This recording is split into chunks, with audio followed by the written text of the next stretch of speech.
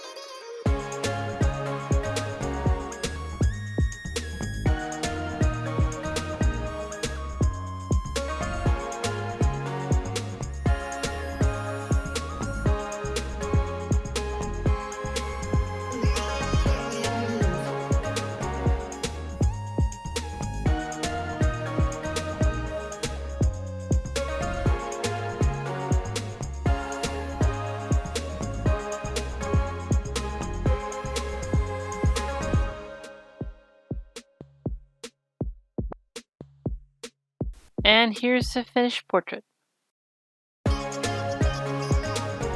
If you like this video, please like, subscribe, and share. And I will see you next week.